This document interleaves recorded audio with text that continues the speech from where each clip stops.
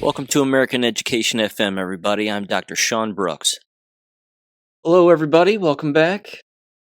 Okay, here we go. I'll tell you what I want to do in this episode. I want to begin by making some comments about the border, because I know that that's sort of in the news and continues to be a very dangerous and real thing.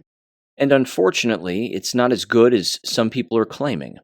They're saying, oh, look, the National Guard's here to save the day. Well, it turns out that's not really the case. I'll get into that here in a little bit. I'll tell you what else I have here. I've got plenty of audio to play. I've got some education-related things as well, including some follow-ups regarding some local stuff here at the local school district where I live, and some school board-related things. I'll refresh everybody's memory on what's going on with that and what happened this past Thursday during their first board meeting of the new year. It was ridiculous. I also want to bring up some audio here, I think, from the Oxford, Michigan board meeting, which was recent also last week, if memory serves, just a couple of days ago. And the Crumbly trial for Ethan Crumbly's parents is going to take place here in the near future, from my understanding. And apparently, the actual video of the shooting in that high school is now admissible as evidence in court and will be shown in court. So people will actually get to see that shooting take place. Again, I'm not saying that's necessarily a good thing. Of course, it's horrific. But at the exact same time, it's actual evidence of an actual shooting. You know, unlike the other things that have taken place allegedly, that are, of course, are all fake, that, the dumb and gullible will say, just blindly believe because, their idiot box says so. It really is beyond ridiculous. And again, the Crumbly parents being in jail now for upwards of 2 years, I think, is also an abomination. But like I've said before, when that trial takes place, I'll do my best to cover as much of that as I can. Let's see. Disease X. Have you heard about this? Yikes. We're going to cover this briefly and all of this propaganda nonsense. I've got some audio to play with that as well. And I've got some Deborah Burke's audio to play also. I played her audio that you're going to hear on this show on the past war videos, one of them in particular toward the end, where she just lies through her teeth. And she looks remarkably nervous as she's making up this giant fairy tale about viruses and now how all the jabbed have AIDS.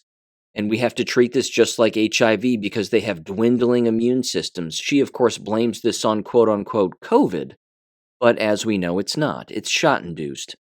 And then I have some William Mackus, Dr. Mackus headlines that I want to read also. I've got a few other things also, a couple of stories to tell as well. So let me just dive in here and we'll get started. First of all, the border. Okay.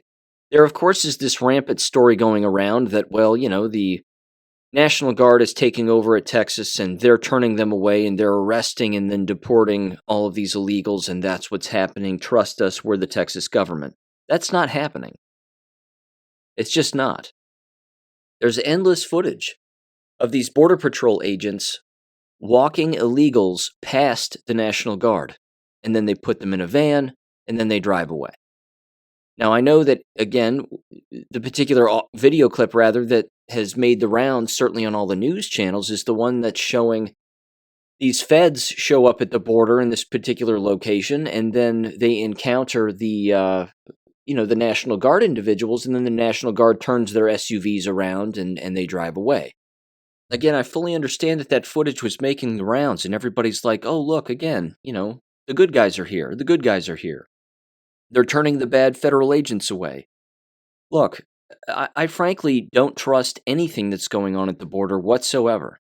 I don't trust Greg Abbott. Do you? Do we all of a sudden revert back to trusting this guy? Oh, this guy now says, after all of these years of having the actual legal authority to put the National Guard at the border instead of Border Patrol agents and keep these individuals who are fully illegal out of our country. I mean, he could have done that from day one. But are we now just supposed to trust him again? Is everybody just reverting back to trusting government? This, again, is how slippery the line is between being in the Matrix and being in the real world. Just because, again, something shows up on Fox News, and just because, again, something, gets spoken about at a particular Iowa speech that anybody can give, and they say, oh, look, now they're finally handling things at the border. Are we just supposed to believe that now? Again, Donald Trump keeps saying our border is a mess, our border's a mess. He's not saying, oh, look, our border's getting fixed. Hooray. He's not saying that. He's saying it's consistently a problem. It's still a problem. Of course it is. Of course it is.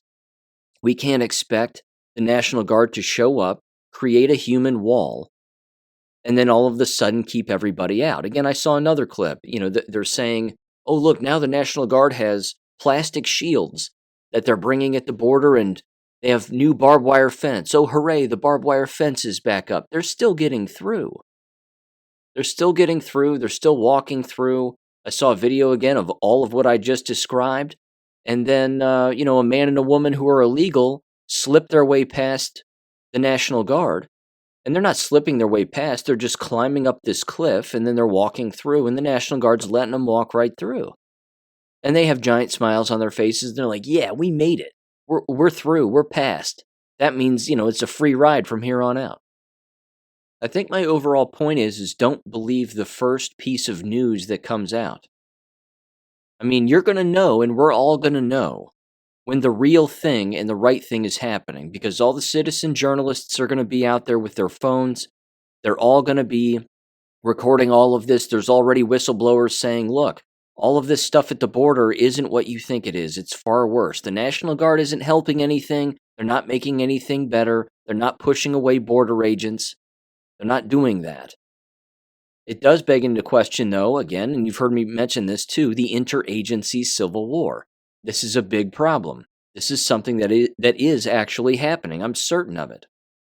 An interdepartment, I should say, civil war also. It's not just between government agencies and between potentially border agents and or, the National Guard. It's individuals within the National Guard saying, we can't do this, and then other people saying, we're going to do this, regardless of the issue.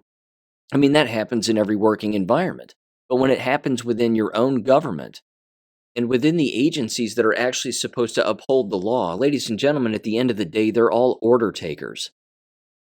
So who do we trust? Who do we actually trust? We have to trust our real eyes, our real ears, and then if somebody says something that counters what a mainstream media organization or outlet is actually stating, there's going to be far more truth there. I think 9 times out of 10, there's always going to be far more truth there because, again, it's not what everybody's clamoring. This right here, again, is just another litmus test. Again, everybody said, oh, look, the National Guard's there, and then everybody got all excited. The Jack Posobics of the world, the real America's voice. Oh, look, everything's getting fixed now. No. Nope, nothing's getting fixed. It's same old, same old. It's just different people, dressed differently, basically, at the border. That's all. It's people with guns and bigger guns, and they're dressed differently. Show me hard evidence that these individuals are being deported. That's not happening. Show me hard evidence that these people are being kept out and not allowed to cross over. That's not happening either. It isn't happening. Where's the footage of this actually taking place? Where's the footage of them being loaded into a C-230 and then landing in Mexico? And then the back end of that C-230 opens, and then all the Mexicans are back in Mexico, or all the Africans are back in Africa. We aren't seeing that. That isn't happening here. I'm telling you, this is going to be one hell of a task for Trump if he actually gets in and we actually have an election, and he's not killed, and 1,000 other things. This is going to be a huge undertaking. And again, I think Trump is right. This is going to be the biggest thing that we've ever seen if that actually happens, if it actually gets to that stage. But make no mistake, the border is wide open. In fact, that leads me to this, kind of a local issue, and you've heard me bring this up before.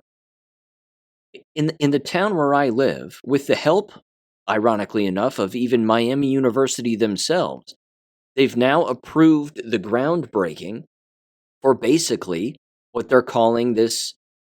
Well, I forget the exact stupid name of what they're calling it, but it's basically a train station. Again, we have a railroad track that runs right through the center of town. And this track makes stops in Chicago, and it makes stops in New York, and it makes stops in Cincinnati. And they also wanted, again, a busing service to exist here in this town. I mean, if you're with me and you know exactly what that means, you know exactly what that means then. This is a transportation hub now for illegals. That's exactly what's going to happen here. And they're doing whatever they can to get this in place by 2025. Again, you have the mayor of Chicago, who's a full-blown Marxist. This guy can't get more communist. He can't. He'd shoot his own if he could. He'd shoot the people around him who frown at him if he could. But he doesn't because he knows he'd go to jail. But again, if he could do it, he would. This guy is begging Greg Abbott in Texas to not send him any more illegals. Where do you think the mayor of Chicago is going to start sending illegals because he can? He's going to put them on a train and he's going to send them to any stupid town with stupid politicians and stupid quote-unquote people who think that they're leaders. And those stupid towns and cities, like the one where I live, they're going to accept these illegals. They're going to bring them in. And then what's going to happen? A college town, a university town is going to be overwhelmed with illegals. You've already heard me say, excuse me, that when I pump gas from time to time, or I go into the local speedway, I'm telling you, when you just sit in your car at a gas pump, that's all you have to do, you will see full-blown Africans. And I'm not saying they're Miami University students. They certainly are not. These are individuals from Africa. They are dressed the same. They look the same. Again, their heads are on swivels, and as you've heard me say, they don't use sidewalks. They just walk from point A to point B in a straight line, because that's how they do it back home. They don't adhere to sidewalks or any sign of any kind. They can't even interpret the crosswalks correctly. They just walk in a straight line, no matter where they're going. The place I have to go is over there. This is, the quickest distance between 2 points is a straight line. Let's go. And then they just go. You can see these people. This town is going to be overrun with those individuals. And the people, again, the city council, the mayor, the city managers, and all these other dummies, they don't care. They don't care.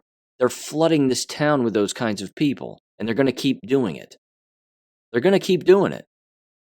Now, even on a very, I would say, it's not juvenile, but it's on a much smaller level. This particular train hub is going to have public bathrooms. I mean, wrap your head around that. The police force in this town is already stretched thin, which, by the way, the police officer who I brought up in a previous episode for kneeing a Miami University football player in the back and punching him in the back of the head because the guy was drunk, resisting arrest, and forced his way into a bar and was illegally trespassing and public intoxication, underage consumption of alcohol, etc., and assaulting people. That particular police officer was found not guilty by an external investigation, so good for him. He didn't break any law, and nothing bad should have happened, and it didn't, thank God. But either way, the police force is stretched too thin. Now you've got public bathrooms next to a train track. What could possibly go wrong? Again, the homeless population increases, the drug use increases. And then again, these police officers are beyond stretched thin already. In fact, they've already told me that. One of the last times this past summer when I called the police, again, same thing. They were like, yeah, we're stretched thin. We don't have enough cops here. But don't worry, train stations to Chicago and major cities and public bathrooms. What could possibly go wrong? But we're going to have a bike rack. There's going to be a bike rack there, and scooters, and buses, and transportation to Dayton, Cleveland, Columbus, and Cincinnati, up 3C Highway. What could possibly go wrong? Again, I would encourage people to pay attention to moves like that your local area makes. And then, of course, your eyes don't lie either. If your town or your city starts to get a little darker, if you know what I mean, if it isn't already, well, then that should be an indication that the plan is working. Their plan is working. And remember, if you disagree with their plans, well, you're a xenophobe. Here come all the names. This is going to be real funny because their names aren't going to work on illegals because illegals don't give a damn about any of those names. And when the very people carrying out this plan and implementing these policies, when they're the ones that are victimized by illegals, then the game changes, doesn't it? Then the whole thing changes. We've seen it time and time again. The hard left and the Marxists love catering to these foreigners, and then the foreigners end up killing them. And then what?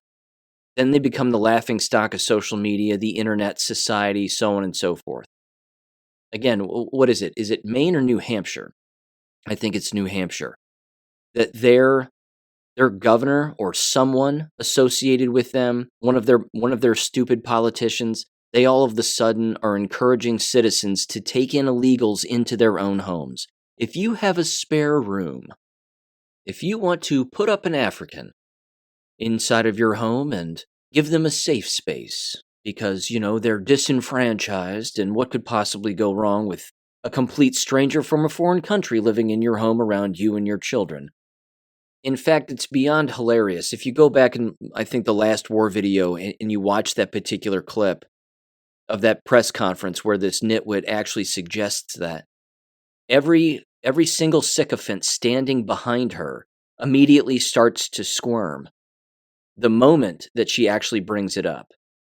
She's just talking and talking and talking, and everybody behind her is dead still until she says, "Now to all the citizens, if you have a spare room and you can put them in your home, that would be much appreciated." Honest to Christ, everybody behind her immediately starts looking in different directions. They all start moving. They're all shaking. The nonverbal communication is astounding. It's absolutely astounding because you know that all of those people have a spare room and they're not going to take in an African for anything. They're not going to take in an Arab for anything. They're not going to do that. This is always what the Marxist pleads, and it's always what the Marxist wants. Well, I have things that I can give away. I just don't think everybody else is going to give away their fair share. You're not going to give away shit to anybody. You're not going to give away something that you earned to somebody who hasn't earned anything from a foreign country who hasn't been vetted or anything. You wouldn't let your own neighbor sleep in your own house. Hell, people don't let stray dogs sleep in their own home. But you're going to take in an African? You have to be kidding me. The hypocrisy of these people is beyond astounding. So I'm going to stop my rant there and move on. But the point is this. This is going to get worse. This isn't going to get better. These plans at the local level are going to intensify. Keep your head on a swivel and your eyes open regarding things like this, because I'm telling you, it's not going to go away. Everybody is now in the human trafficking business. It's the latest craze, ladies and gentlemen, and it's not illegal. Completely not illegal. Greg Abbott's been doing it. DeSantis has been doing it. Everybody's been doing it. You have illegals. You get illegals. You get free illegals. You get free illegals. It's like Oprah. Look under your chair. Illegals. Everybody gets illegals. And then they wonder why people don't use the local businesses, and people wonder why the crime increases and why the roads don't get fixed and why the trash seems to be everywhere. Again, the road that I live on has potholes on it. There's potholes in numerous roads. The roads in the town where I live in are destroyed. Not around the campus. No. Not around Miami University. The campus, the roads around the campus look 100% paved, completely fine, no potholes. But everywhere else outside of that, they're destroyed. But don't worry, we're putting in a train station and an absolute hub for the transportation of illegals from point A to point B. These are the priorities. This is the problem. Run for office, Sean. You can fix it. No. Nope, you can't fix this. You can't fix this. Fortunately, they're jabbed with a biological weapon, and the time, their time is running out. There's no doubt about that. But honest to God, you can't fix this. That leads me to this, actually, and Cicely sent this to me, and she sent it to me a couple of days before it even hit the Gateway Pundit.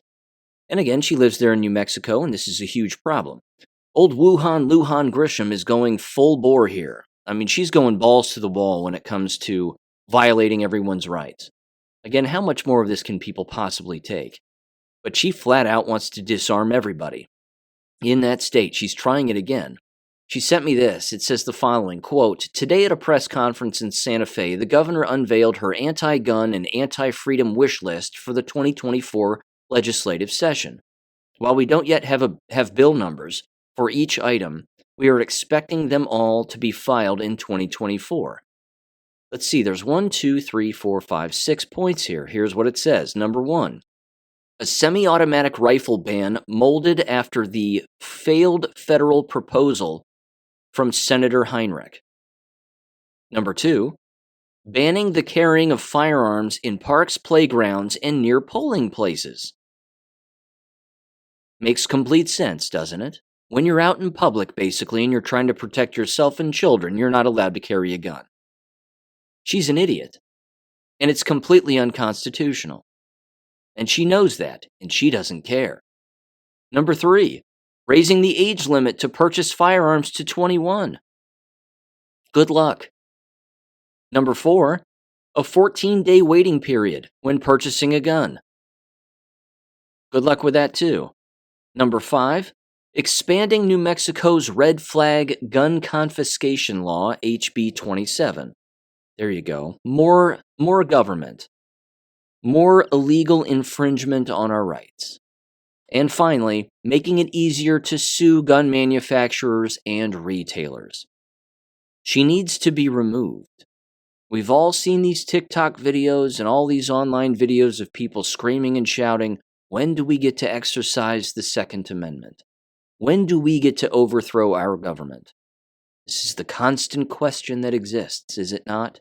It should be the one that burns in everyone's mind. There needs to be a green flag go here at some point regarding all of this. They're going to keep making these inroads as far as they are concerned, and what are we doing? We're just relying on more government and lawfare and the so-called judicial system to defend us. We get to defend ourselves against people like this. It finally says this. It says, quote, "Additionally, today we learned that a bill to place a 11% excise tax," it says excise, "on the sale of firearms and ammunition in New Mexico will also be filed." If they actually think that making guns more expensive through more taxes is going to keep people from buying guns, they've lost their minds. That's not going to happen.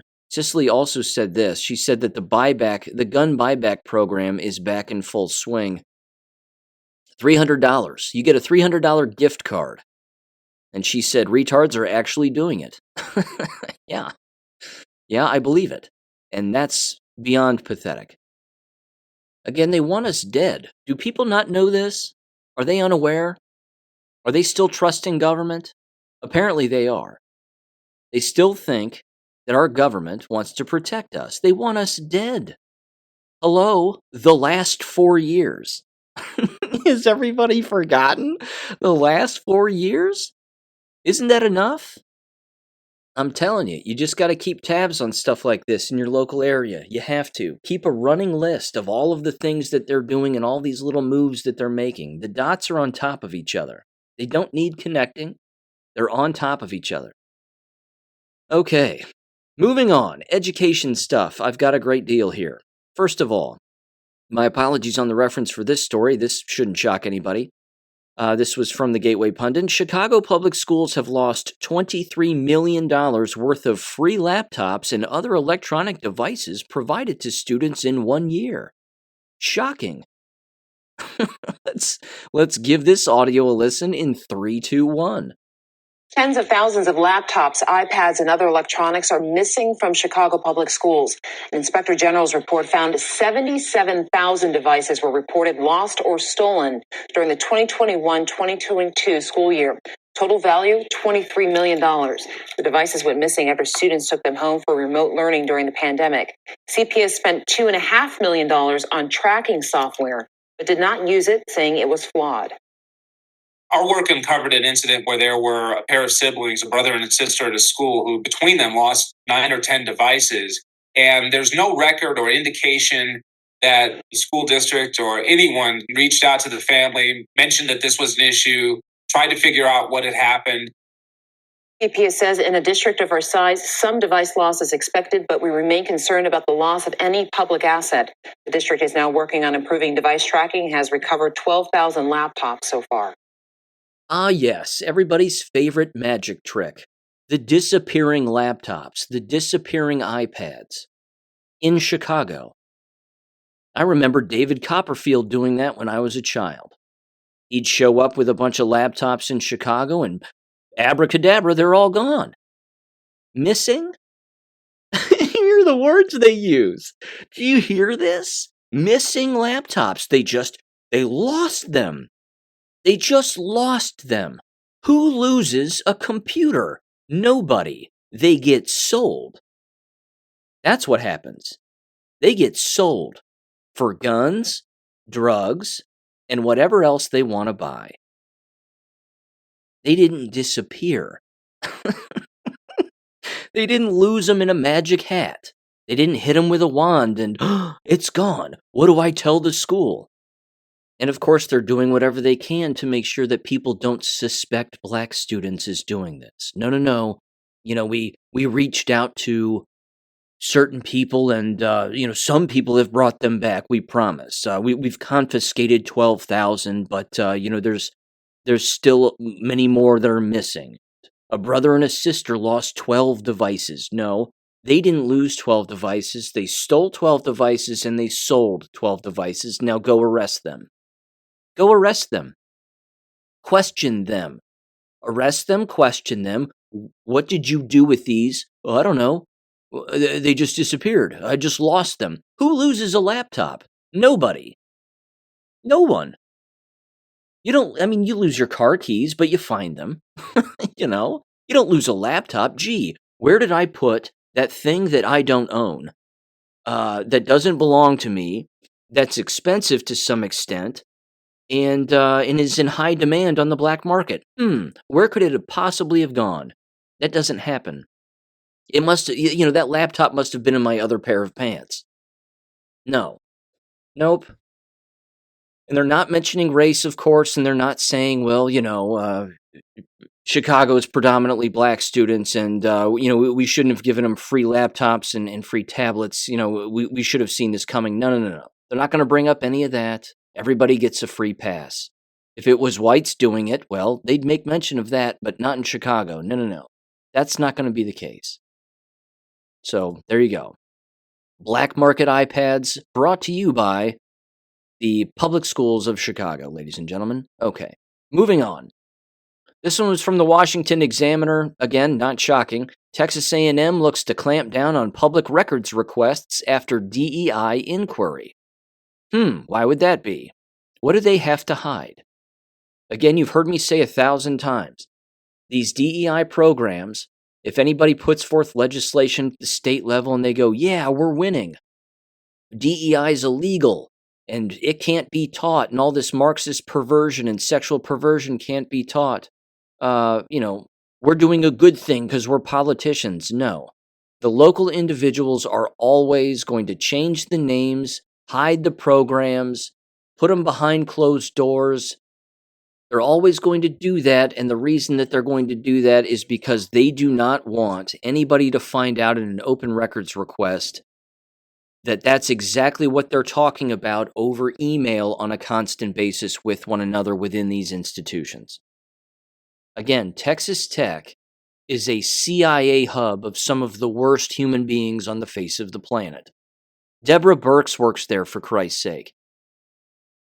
Think about it. Deborah Birx, she's a murderer. Welcome to Texas Tech. Yeah, they're not going to work on open records requests because they don't want to divulge what they're actually doing. They don't want people to know the secret lingo that they have worked out to continue to hide their sexual perversions. And again, I'm going to mention this too. One of those just blanket reminders. Anybody covering for a DEI program is either a pedophile or a pedophile apologist. It is that simple. That's it. Anybody teaching DEI is a pedophile or a pedophile apologist. Anybody going along with it is a pedophile and a pedophile apologist. And yes, I know that it means diversity, equity, and inclusion. I fully understand that it's also about eliminating white people. I fully get it. Then the person is also a bigot. It's that simple. It doesn't need to be overcomplicated. Anybody using those words is talking about the elimination of white people. They're talking about the elimination of a free-thinking, free society all of the time. These people need to be called out to their face on a constant basis. They need to be called pedophiles to their faces as frequently as humanly possible. I don't care if they're school board members, teachers. I don't care about their sexual, their own sexual perversions. We know that they have them. That's why they're pushing these kinds of programs and normalizing these kinds of perversions and normalizing the race replacement and the race elimination and 1,000 other things, not hiring white people. Again, just like Delta Airlines the other day, same thing. Don't capitalize the word white. Capitalize the word black and brown, but leave the word white undercase spelling. Okay, thank you, Delta Airlines. We didn't need you to tell us that you're racist. You're you're trafficking human beings without question. We already know you have no standards. So how you type things on a memo is irrelevant. But again, Texas Tech University, these universities, they won't quit because they're the enemy. The enemy doesn't give up unless you destroy them. And even then, they pop up some other place. They're like a weed that you just can't get rid of. So there's that. All right. I mentioned the Crumbly trial earlier. Again, that's coming up. I don't have an exact date on that, but I do know that there was a motion and the judge is allowing the actual footage of the shooting to take place within the trial itself so that people can see it. Of course, they won't show us, most likely the public, although if they did, that would be a first, wouldn't it? It would actually justify people asking questions about Sandy Hook and why didn't you have security cameras there? And, well, why was your power turned off? And why did you not have internet access in that building that was clearly not a school? Same thing with Uvalde. Again, where's the badge cam footage from inside the classroom where it was a bloodbath? Where's the badge cam footage? Not a second of that footage, is there? Weird. How about all the dead kids and dead staff members in Nashville? Where's all that? Where's the badge cam footage of that? Doesn't exist. So that leads me to Oxford now. And I'll tell you something. The Oxford, Michigan School District is, well, I don't have the words. These are some of the dumbest humans on the face of the planet. The school board is full-blown certifiable. These people are nuts. They continue to show up, of course, to their own meetings because they have to, but the parents also who continue to send their children to these schools, again, in particular, the high school, it blows me away. I can't for the life of me figure it out. They could bankrupt the school overnight if they just unenroll all of their children at once and then keep them out permanently. But the matrix is so strong with these individuals. So much so that one woman continuously shows up and she all openly, I should say, even on the internet, of course, because these make their way to the internet, she's openly telling the whole internet world, which is the whole world, that her daughter has all of these mental and emotional health problems as a result of being in the same school where the shooting took place. Hello, McFly, take your child out of the school district permanently. Take them out permanently. Here's one particular interaction that I want to play. This is between, I assume, a dad. I don't know if this is a dad who lost a child there or not, but this is a dad who consistently shows up to these meetings and gives the school board absolute hell. And I like it, except for the fact that if they are a parent who consistently, I should say, sends their child to this school district, he's making a huge mistake. Because here's the other thing that's happening before I play the audio. The thing that happens within these schools, which is an indication that the shooting actually occurred, is they outsource all of their counseling and their health services and all these grants and all this other crap. What they do is they basically become this giant hub of leeches. So when a real shooting takes place, all of these leeches from the outside, these NGOs, these mental health services organizations and whatever else, they all show up and they start sucking as much blood and money as they can out of the school system. And the school system, in return, uses this to justify their stance on, well, we're making the environment safer and everybody's going to be healthier and this is a good thing. No, none of that ever happens. None of it. The environment gets worse because they're always adding more things to the actual environment. Well, we need to hire more counselors and we need to hire more mental health professionals and blah, blah, blah. And again, this one particular female mother shows up and she goes, the counselors don't know what the hell they're doing. The so-called mental and emotional health experts in these schools don't know what the hell they're doing. Well, of course they don't. They're all Marxists. They're all Marxists. Donald Trump's to blame for everything as far as they're concerned. This is because of a lack of gun control. That's why all of this happened. Nope. It's because the environment has no accountability. The people who are responsible outside of Ethan Crumbley, the actual employees themselves, are still employed. The counselor who didn't check his bag is still employed. Again, this was a revelation to me, but I found that out in that talk with Truth for Oxford, if that's their organization's name. Again, those fantastic people made me aware of that, and I had absolutely no idea. But that's what happens in these environments. When there's no accountability, people get pissed because they want accountability, and the people who aren't doing the thing that they're contractually obligated to do by getting rid of the people who should have been held accountable continue to not do their job, and they continue to act like there isn't a problem, and they just go about their business as usual. Well, that's going to piss off more people. It's a multidimensional problem. But this is a problem, again, that the very parents themselves can solve in the blink of an eye. Stop being addicted to the actual environment that's your actual abuser. They're gaslighting you. Your very participation proves that you're being gaslit. And it's also disappointing, too, and this proves the gaslighting. There's only 65 views of this particular board meeting on YouTube. 65. That's it. This is from 2 days ago. And there's no comments. You're actually allowed to leave comments, but there's 0 comments. That should prove to people, again, that even the fact that they're opening up comments and there are no comments, that's a big problem.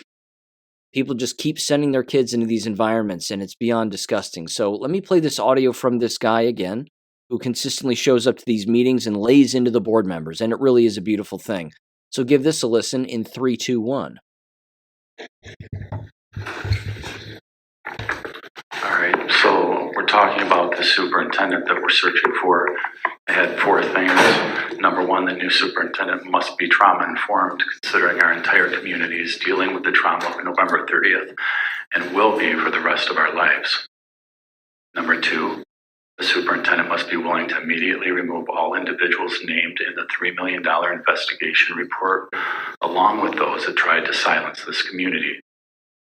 Angela Weaver sent out emails telling employees to not answer questions before the shooter's gun stopped smoking or the victim stopped bleeding. Number 3, must be willing to immediately remove the security team for failing to protect student privacy by spreading imagery and video of students undressing against policy, state, and federal law, and then trying to silence the whistleblowers, specifically Rourke and Vernier and Pam Fine. The sensitive content should have been isolated, removed from computers, and given to state police, not passed around for the viewing pleasure of security staff members. Number 4, the superintendent must be willing to follow all school policies, state and federal laws, including Open Meetings Act, to end exposure and liability and lawsuits costing this district money and distracting from the students' education. With the investigation report now out, I'm calling on Superintendent Vicki Markovich to take immediate action on these 4 items, so the incoming superintendent doesn't have to do your job.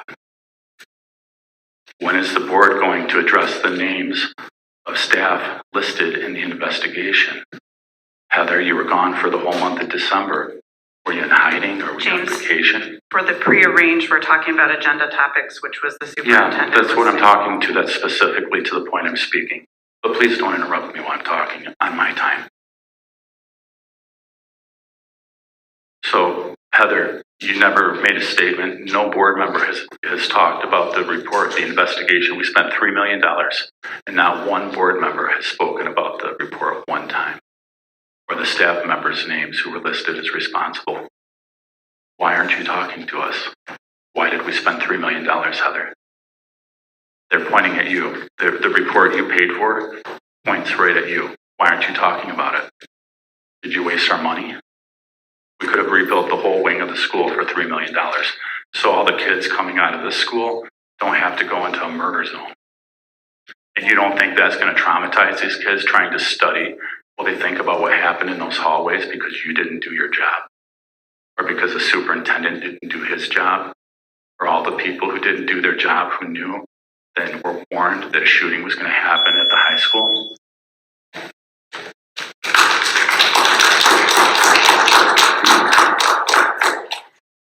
You hear that level of corruption?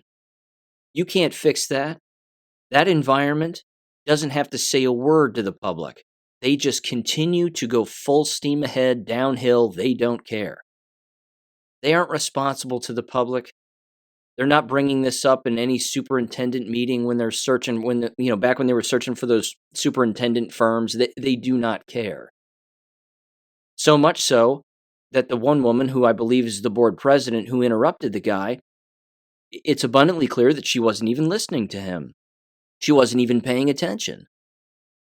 Because he was talking specifically about things that the superintendent who's coming in needs to be aware of, because that was the only agenda item that they were allowed to speak on. So she just outed herself as, again, not being able to pay attention to a basic conversation. So she's a dummy. But again, why would you keep sending your children to these environments? You can't fix them. This can't be reformed. It can't be redone. You can't get on school boards and, take the wrecking balls to the district offices the way that they need to be. Yes, all you need is a majority. There's no doubt about it. But these are secret societies.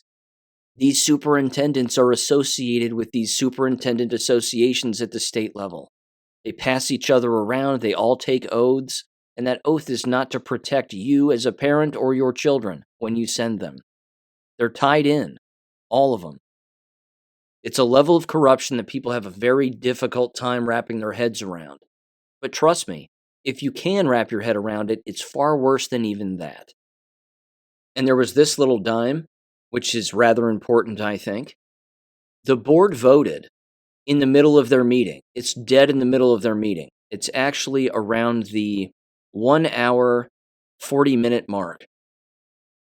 They voted very quickly to hire Perkins Coie as their law firm to represent them.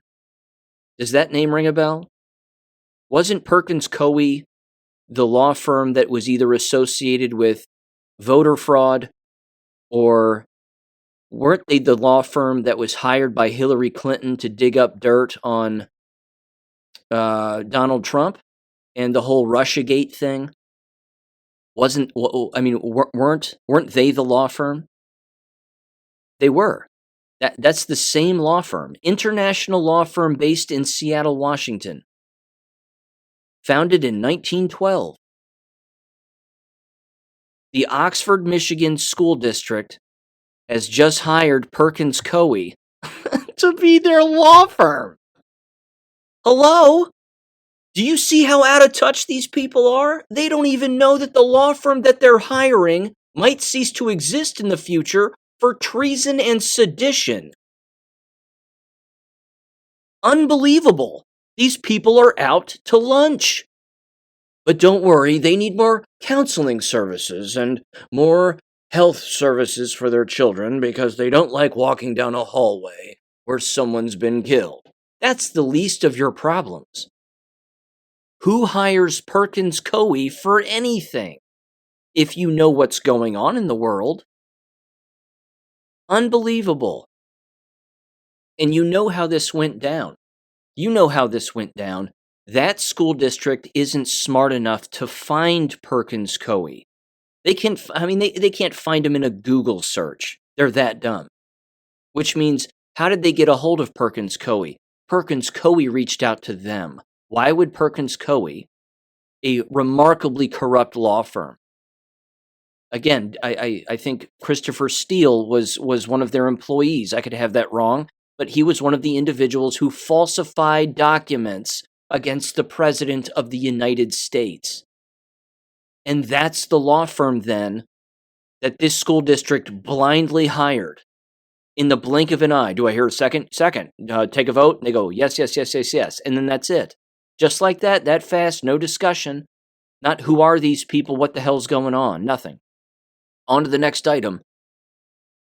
Perkins Coie reached out to them because they know that they have things that they need to hide. It's far worse in Oxford than what people can possibly imagine.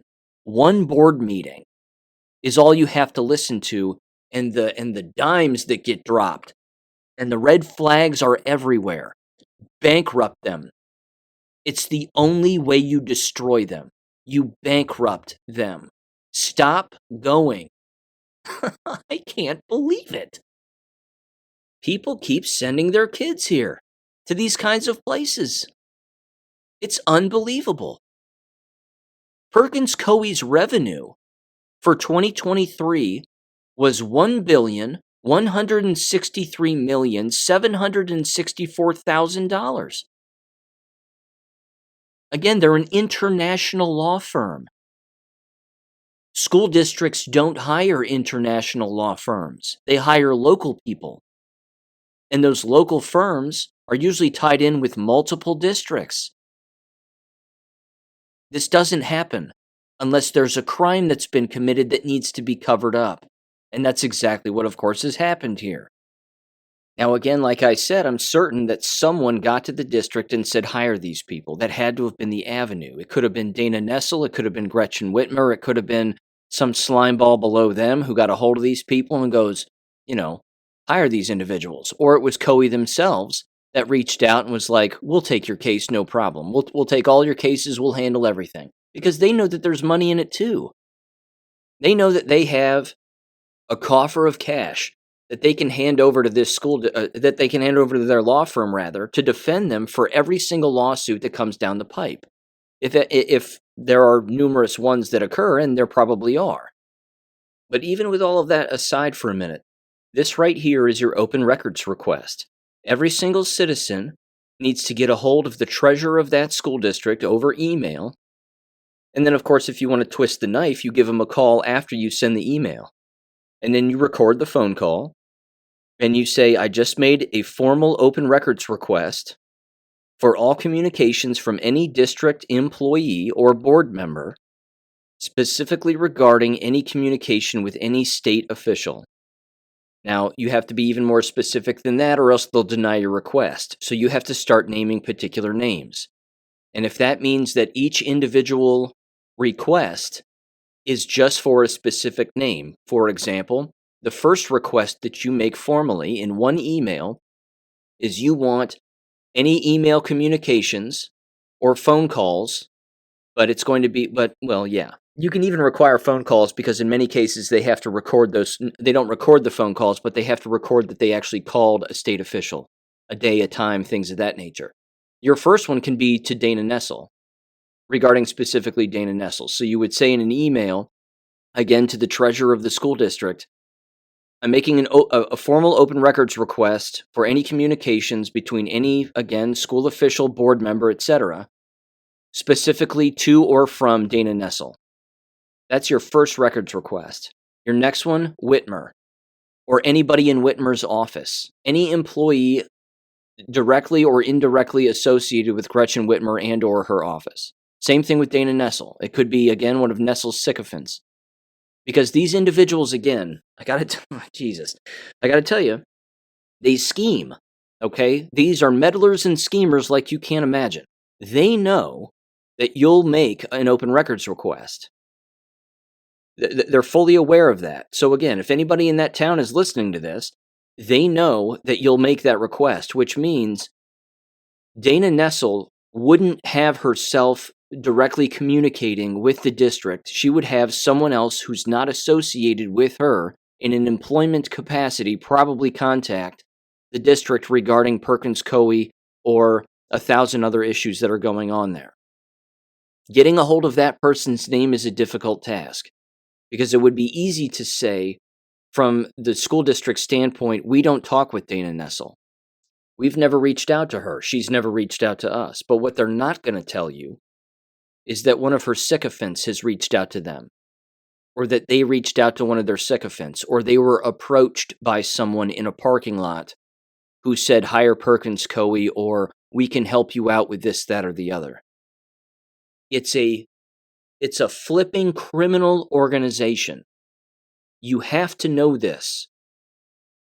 Again, honest to God, it's as simple as this.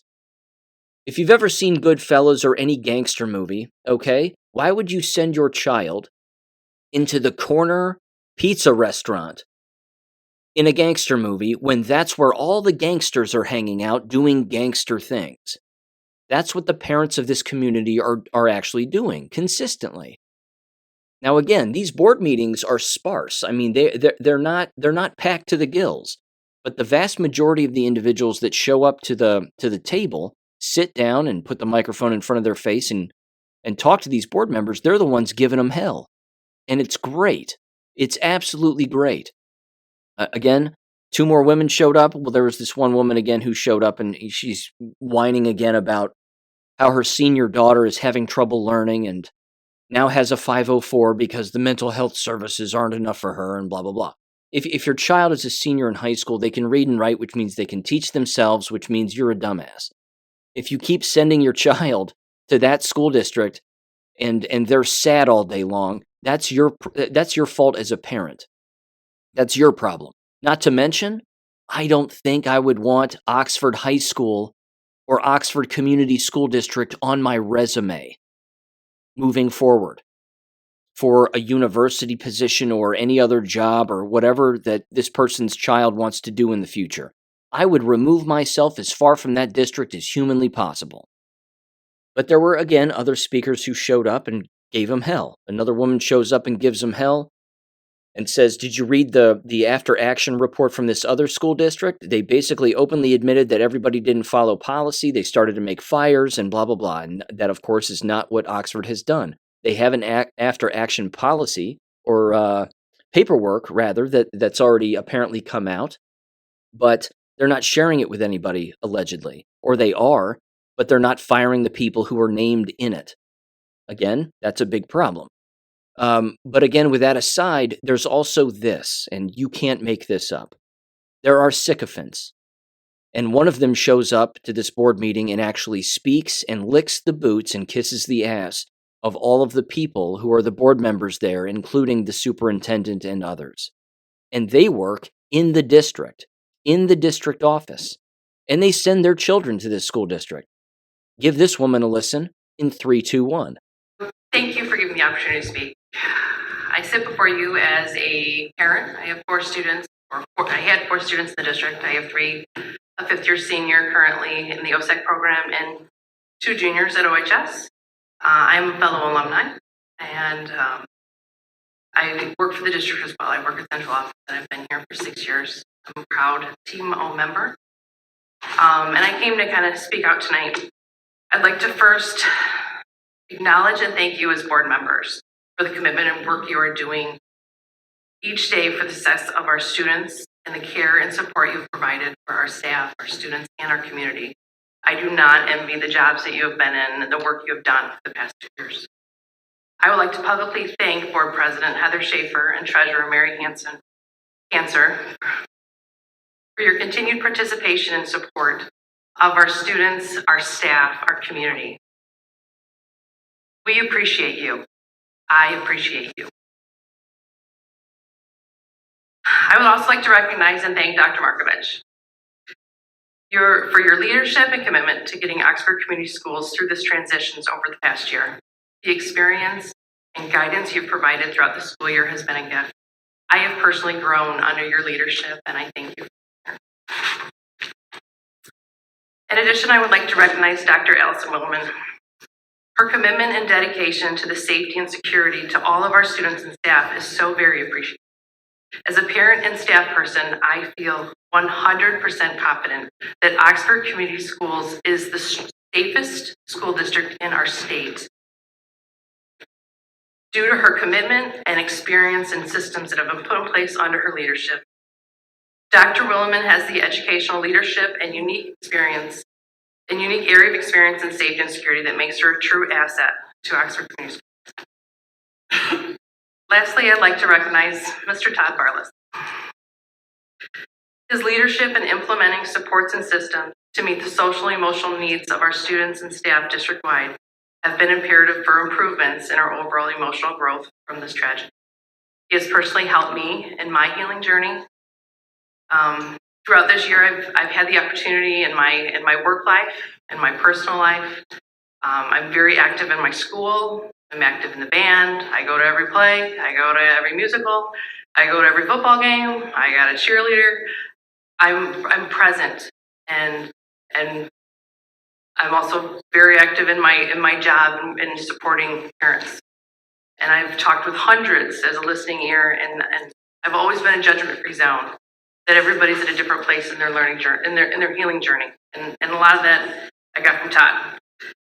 And we all have good days, and we all have bad days, and that's okay. So this past Sunday, I was at church where it was shared, "Outlook changes outcome."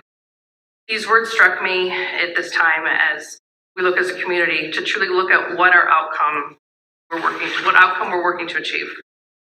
For the past 2 years, many have been inappropriately demanding for resignation and change to school board members and district administration. And over the past 2 years, this district has undergone a tremendous amount of change of both school board members, district administration, along with increased safety, security, social emotional supports, staff training and development, and many other supports for trainings and offerings to students, staff, parents, and community members.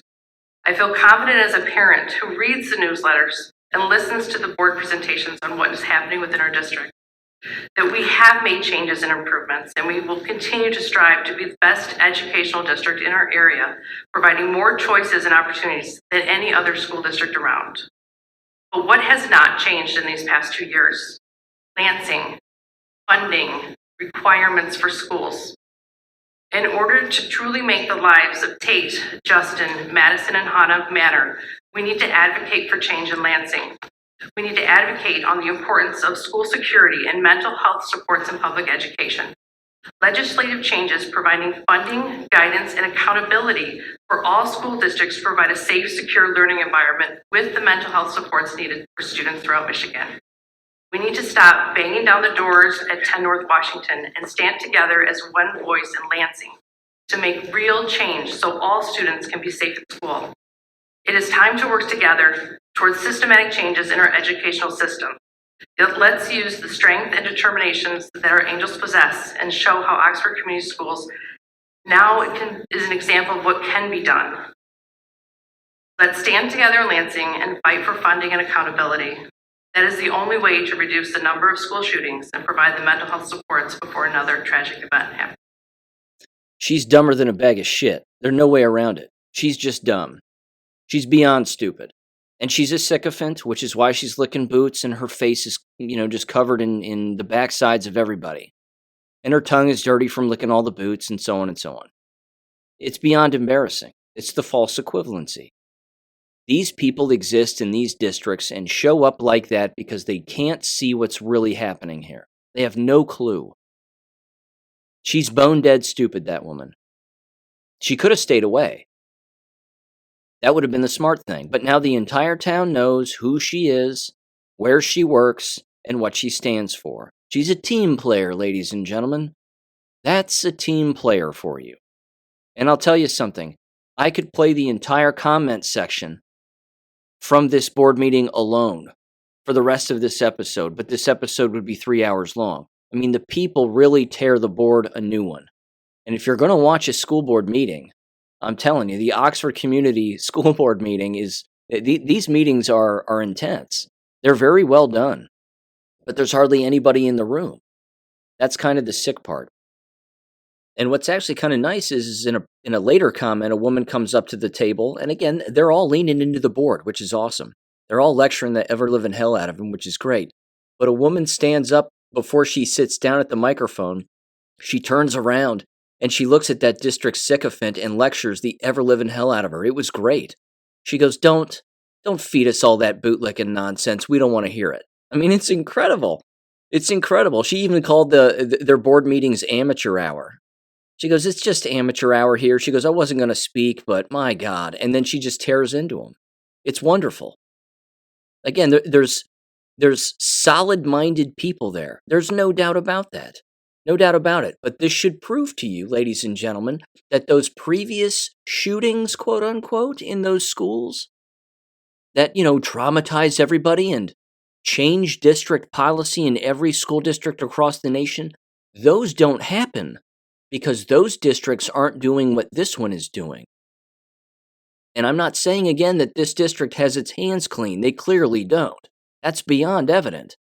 But the simple policies and procedures and the things that are taking place in this district aren't happening in Uvalde, Nashville, or Sandy Hook. They didn't happen because they didn't happen. Again, everything is connected here. We're talking about a puzzle. These are all puzzle pieces, and it all creates this really gross picture, but there's truth in that picture too. And that truth needs to be sifted through and examined, and this is just a piece of it. But the last person who speaks in the board meeting is the father of one of the departed. And I'll tell you, again, he's a passionate guy.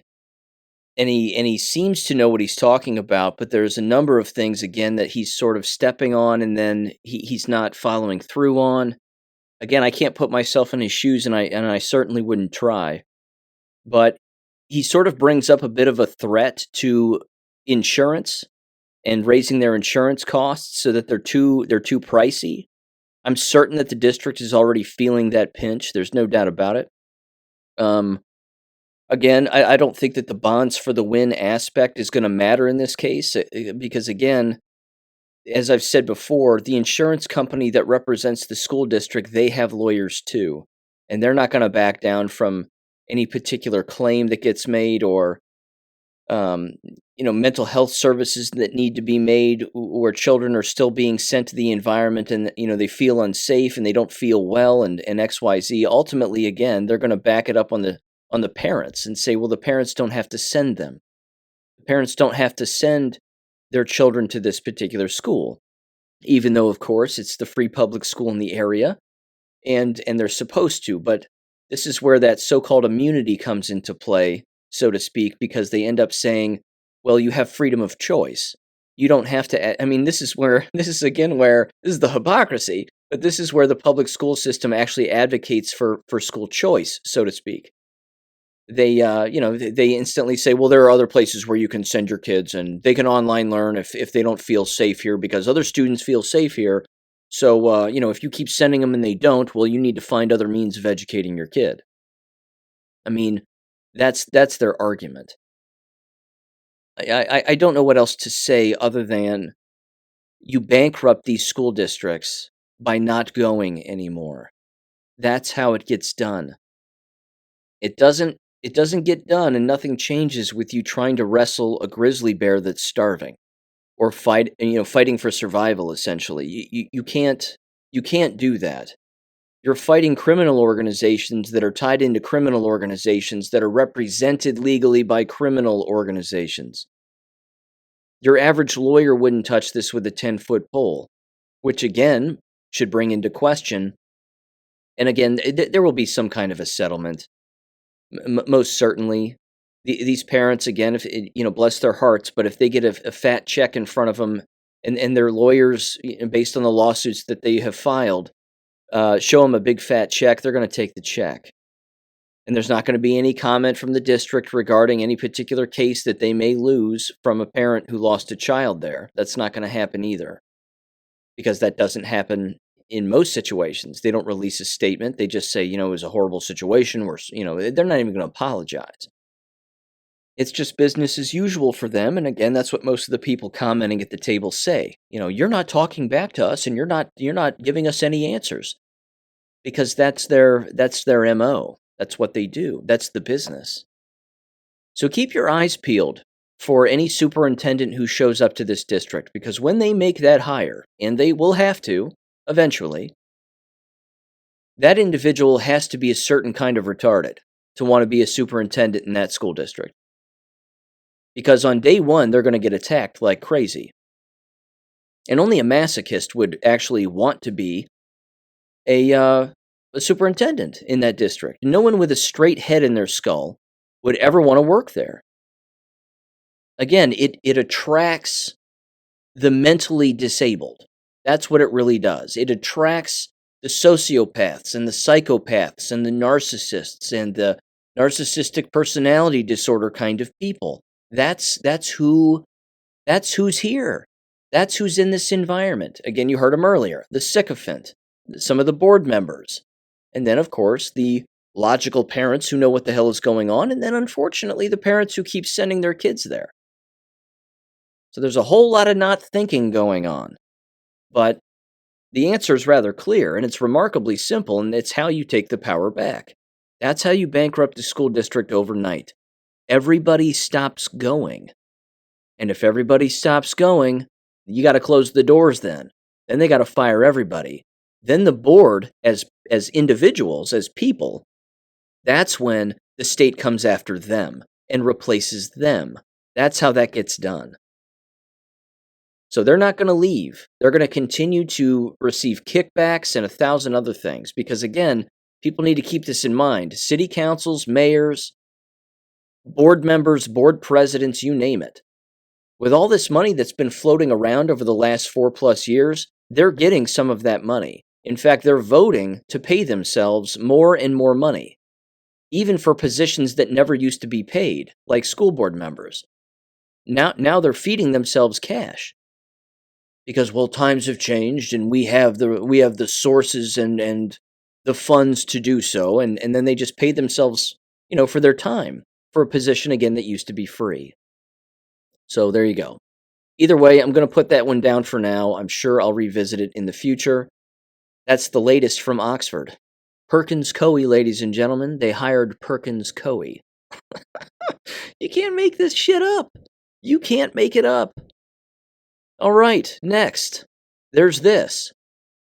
The Talawanda City School Board, where I live.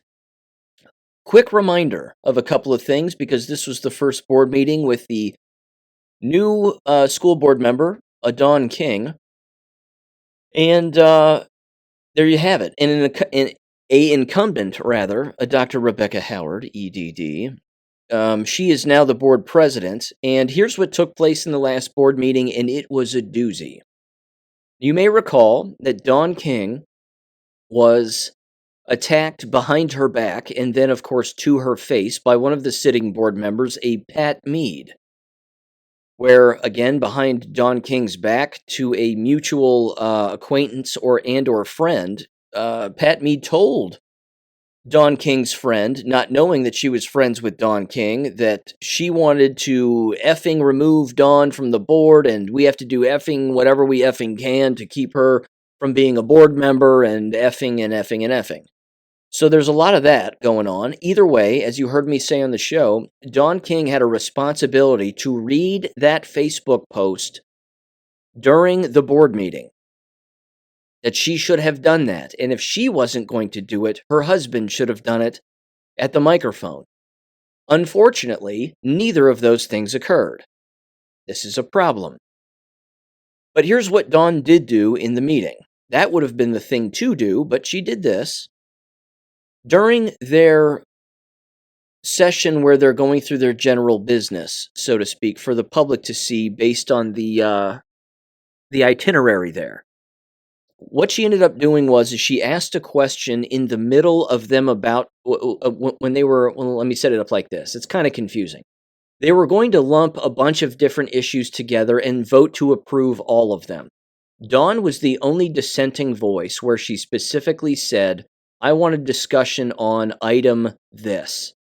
And the item that she asked for a discussion for, which took place, and it was a long discussion that revealed a whole lot of dirty shit. She openly asked for a debate on the funding for preschool. Because apparently in this district, the way that it works is if you're dumb enough, I should say, to send your child to preschool, which I should state this too beforehand. In the meeting, Dave Bothist, who is another board member, this was the guy who I filed the ethics complaint against regarding paying himself back for Super Bowl tickets. So he's an idiot.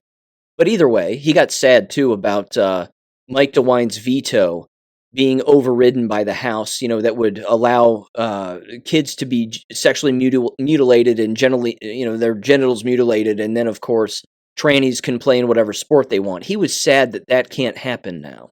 So, boo-hoo for him. Either way, what ended up happening is, again, Dawn asked for a discussion on the spending of preschool. Who pays and who doesn't? Big question. As it turns out, in this district, if you attend preschool, and David Both's blanket statement on that was, preschool works for everybody. Preschool is remarkably beneficial. I think everybody knows that. No. As it turns out, David, books have been written about the retarded nature of preschool and how it doesn't need to exist, and how it doesn't do anything. It's useless. What do? Not talk to your own children? Are you that negligent of a parent?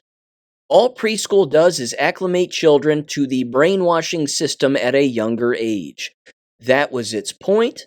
That was the entire point of creating preschool to begin with.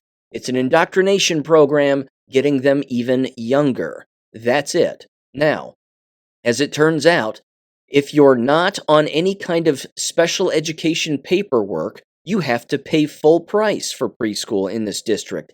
If you are on special education paperwork, you don't have to pay for preschool whatsoever.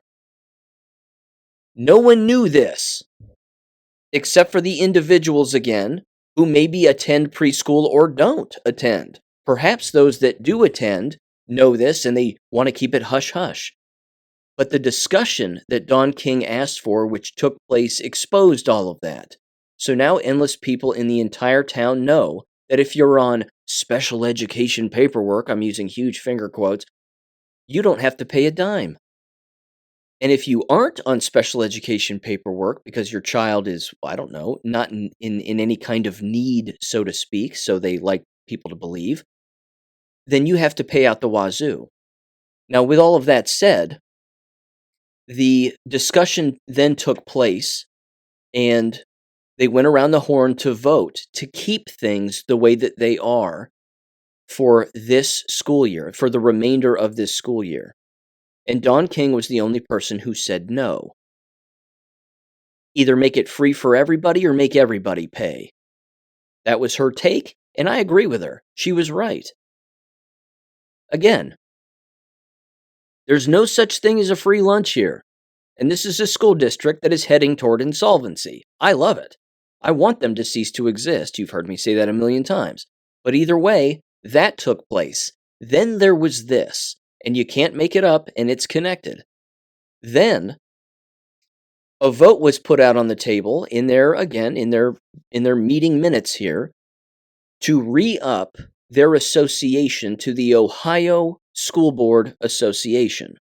This is not free. It's over $9,000 per year. And that's just from one school district. Now, what does that get you? It gets you the occasional trip to a conference. It gets you the occasional hotel room. It gets you these special emails that go out to where people can apparently hear all the other indoctrination that's going on in the entire state, and everybody can get on the same page and read all those emails. That's what that $9,000+ does.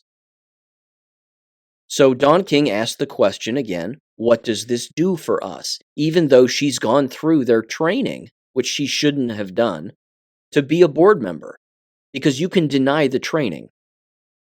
If you're voted in to a school board, you don't have to do jack shit regarding any training that they offer you. You can say, no thanks, I'm good.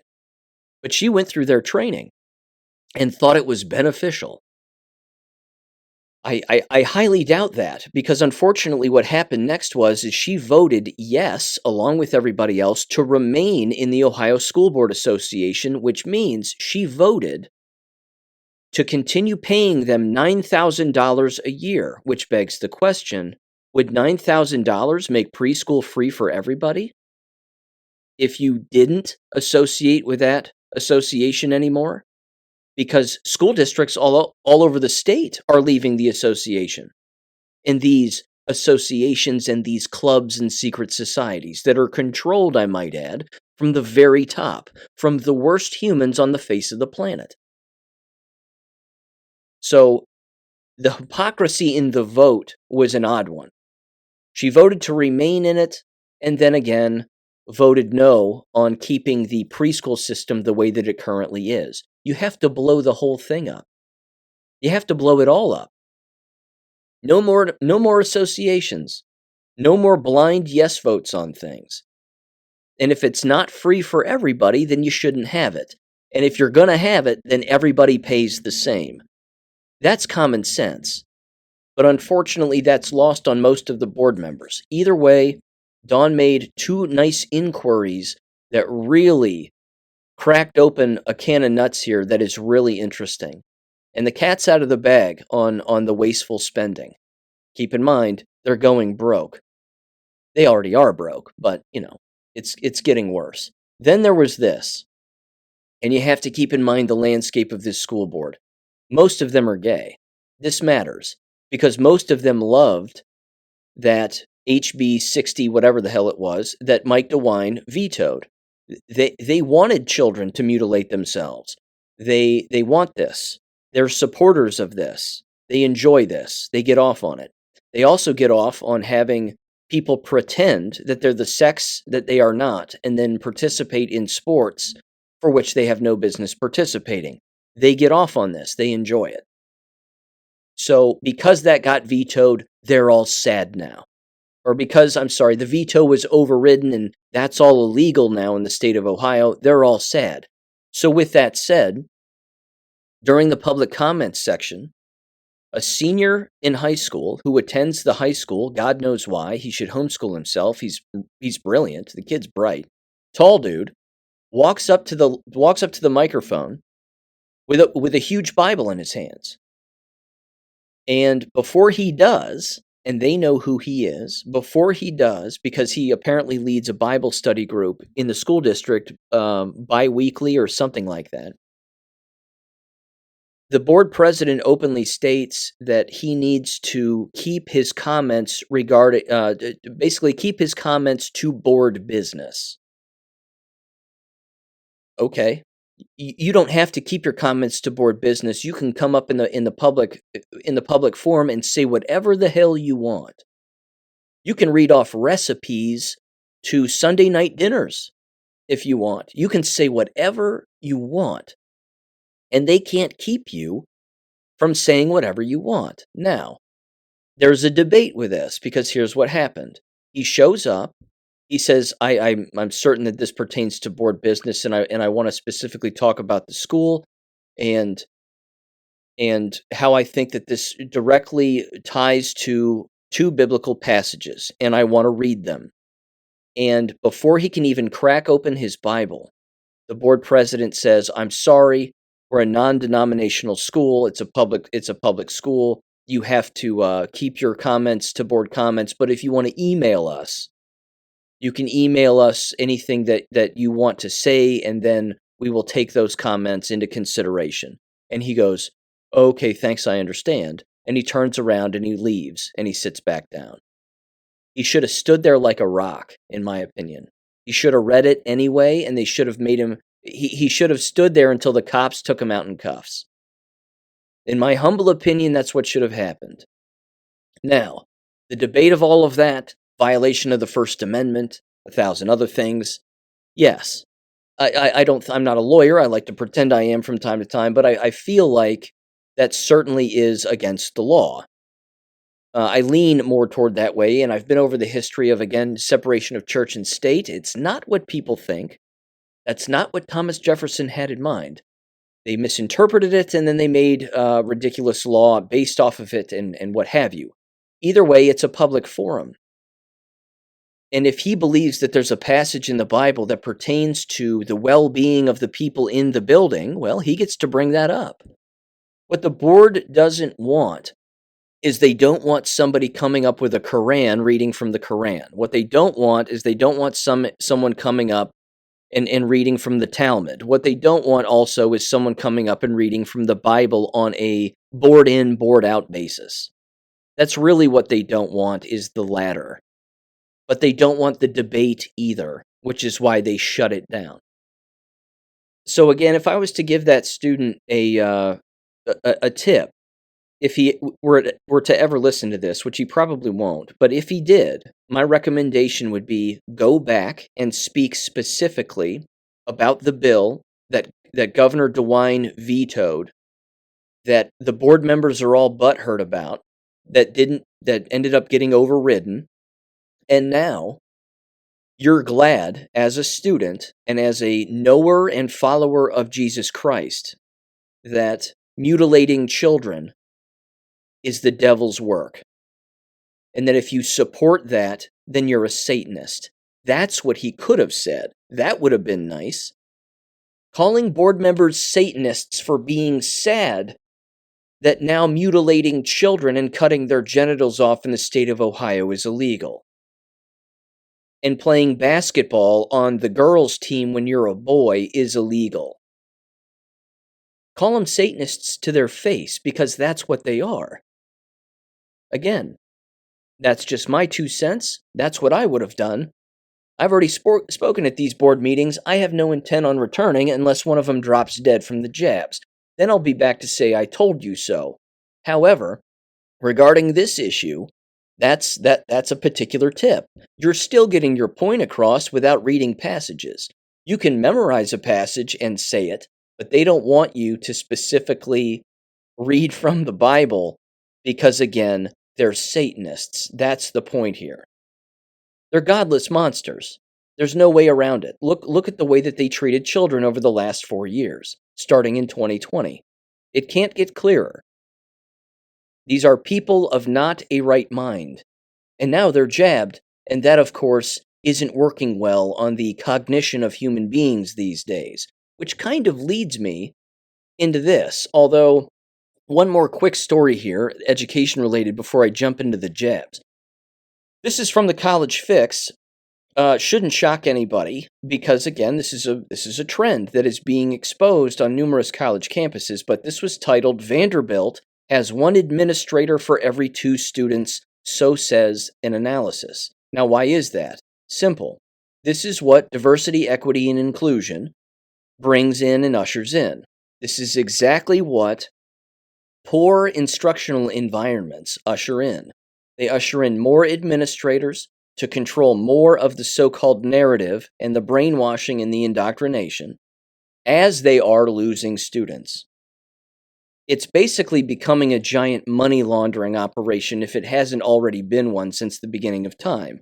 But now this is being exposed more and more.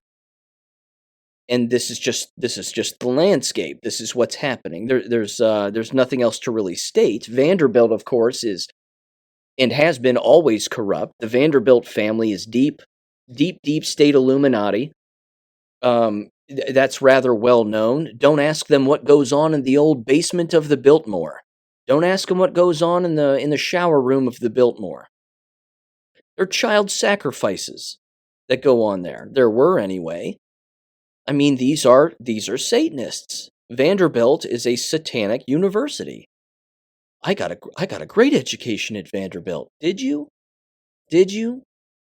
If you knew what we knew and what the general public knows about the Vanderbilt family, you'd tear up your diploma if you had one. You'd stop going there and stop working there if you knew what took place. They're tied into the Clintons. It's Anderson Cooper's family. Does Anderson Cooper seem like a clean guy?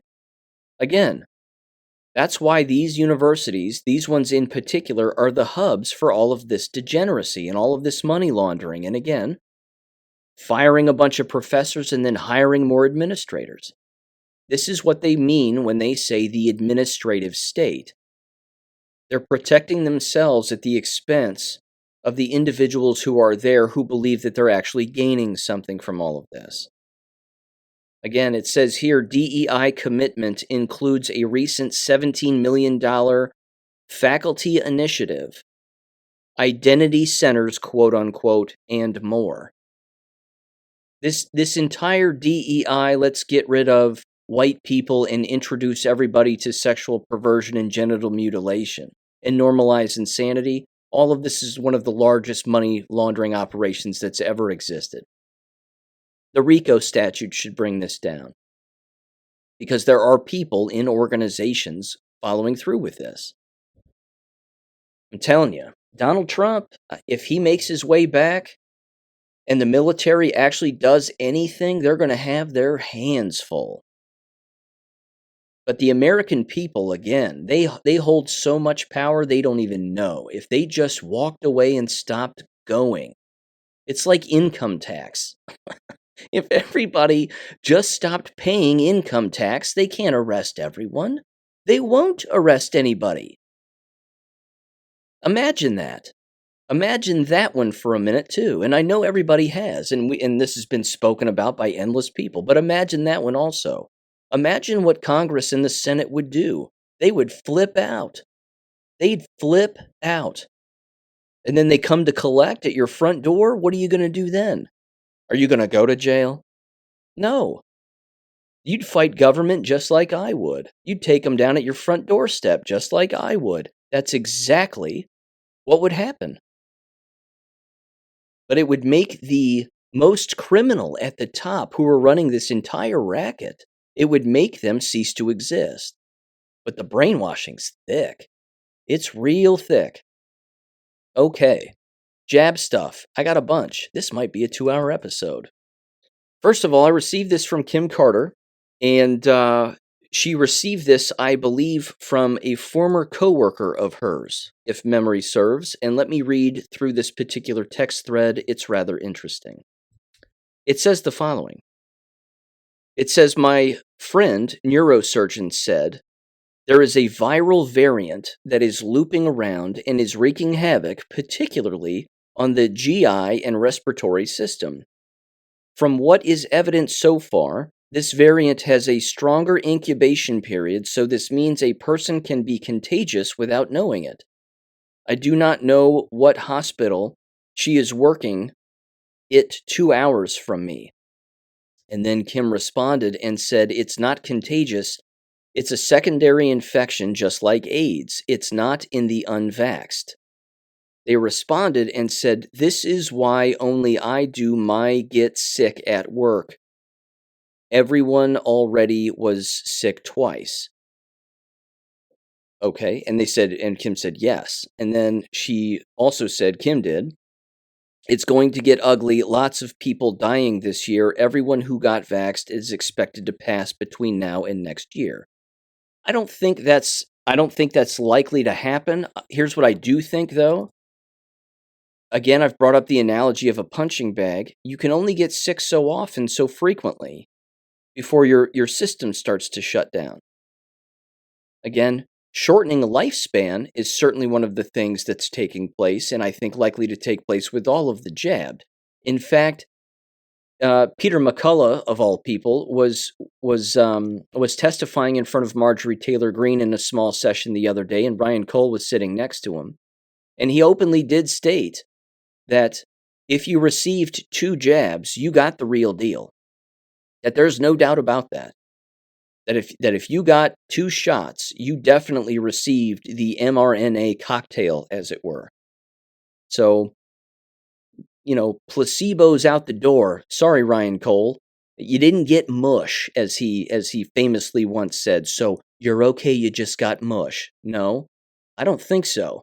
Because the guy sitting next to you in that meeting just contradicted your previous comment. So you got the real deal. Either way, this text thread continues, and her friend here says, she called me a couple of days ago and said that the doctor had a meeting. Doctors, plural, had a meeting. They were told that there are many cases of new COVID in hospital overflowing with sick people and personnel getting sick. 2. The cardio, respiratory departments, and intensive care units are overflowing. They did say that if you get sick, as an employee, I assume, a military doctor will take over your position and replace you at the hospital. They are ready to replace you if something happened. And then they ended up asking, it's going to get, Kim said, it's going to get ugly, lots of people dying this year, everyone who got vaxxed, whatever. And then again, the former employee, I assume, replied back, you mean multiple shots? And they said yes. And Kim specifically, I'm sorry, I'm opening up all these windows as I'm reading this. She said, not just multiple, even those with only one jab are not expected to live past 5 years. And this is a hard pill for, this is a hard one for people to swallow. I fully understand. But again, the people who are jabbed, who are seemingly healthy, this is the undiagnosed part of the damaging portion of the DNA that is hard for people to understand. Again, that's what, quote unquote, again, it didn't exist, HIV was. It was introduced through vaccination.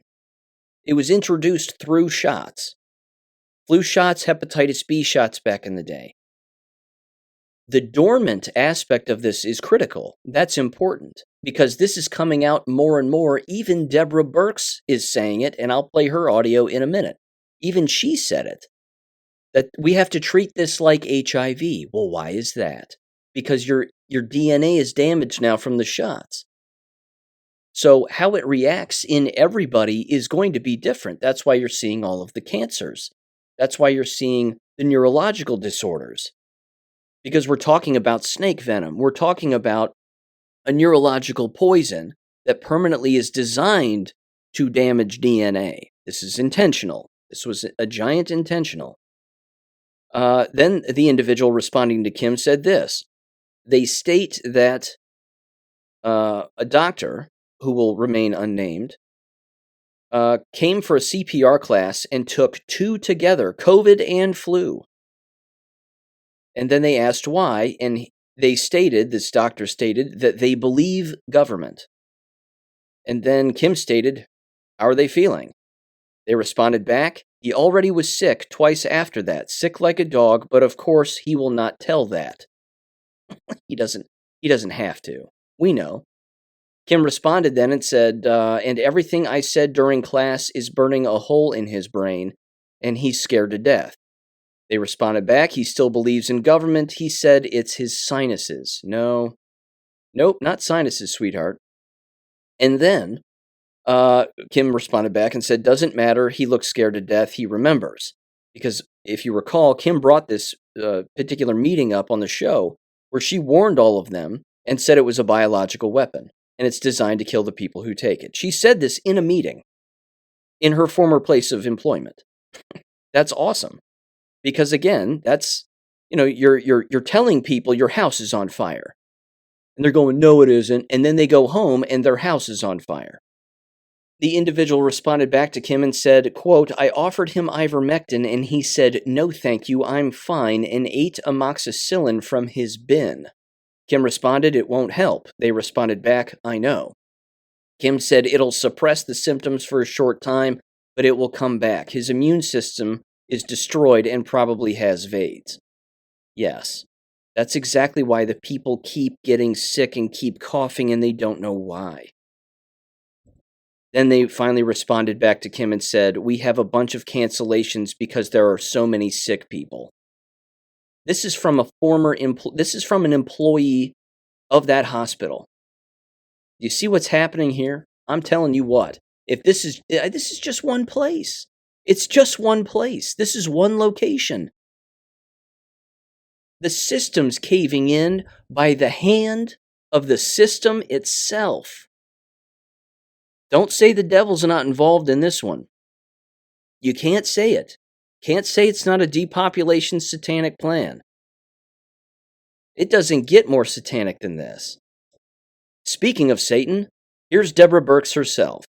Give her a listen on Chris Cuomo's show. I also played this in a previous war video, so my apologies for repeating it. But it's at the end. The end is the kicker. What she says at the end is the kicker. She lies through her teeth regarding everything. And you talk about a fairy tale spinner. This woman has got fairy tales for days. But listen to all the fairy tales and then listen to the dime she drops at the end. It's only about 4 or 5 minutes long. Give this a listen in 3, 2, 1. Of course, that's former White House coronavirus response coordinator, Dr. Deborah Birx. Saw a lot of her. All that nonsense about her scarves when this country was in crisis shows you what we really try to focus on sometimes, right? Her name was in the news almost as much as Fauci. So now that she's out, what does she know and what can she discuss about long COVID? These comparisons being made to HIV. If you look up Birx's background, she's done a lot of research in the area of HIV/AIDS and what that means. Let's bring her in now. Senior fellow at the Bush Institute, adjunct professor at Texas Tech Health Sciences Center. That's just my tongue. It's not my long COVID. Doc, good to see you again. Good to see you, Chris. So first up, long COVID, okay? I want to talk to you about that. But the idea that the CDC wasn't getting things right on your watch and you're worried about what they're doing now means what? Give some context to that headline. Well, it's really important that we understand what went wrong in that first entire year. And I think the number one thing was they weren't willing to really understand that COVID was a very different virus than flu. And you can't use 19th century symptomatic tracking of viruses when we have 21st century technology. And so we were late to testing, we were late to really talking about asymptomatic spread, and we were very late in recognizing the aerosol nature of this virus, which still lives with us today. And that's why it still spreads so easily indoor, because it remains suspended. It was never flu. It will never be flu. So this leads people to say it was intentional, that this was the government wanting the sickness to spread. The vaccine was forced on us because it was good for big pharma. What do you make of those notions?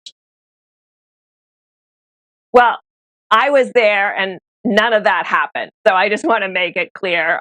No, the virus was not intentional. You could say we intentionally ignored it because we didn't act fast enough and we didn't test fast enough.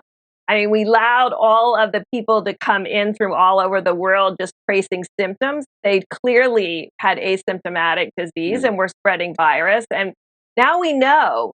So what are we doing now as solutions to fix the big gaps that we found in our response? And I fear we still haven't taken respiratory diseases and RNA viruses seriously enough as a country. Long COVID, your level of concern, your assessment of the notion that it's vaccine caused, and what you make of comparisons of long COVID to HIV/AIDS that are now in the news.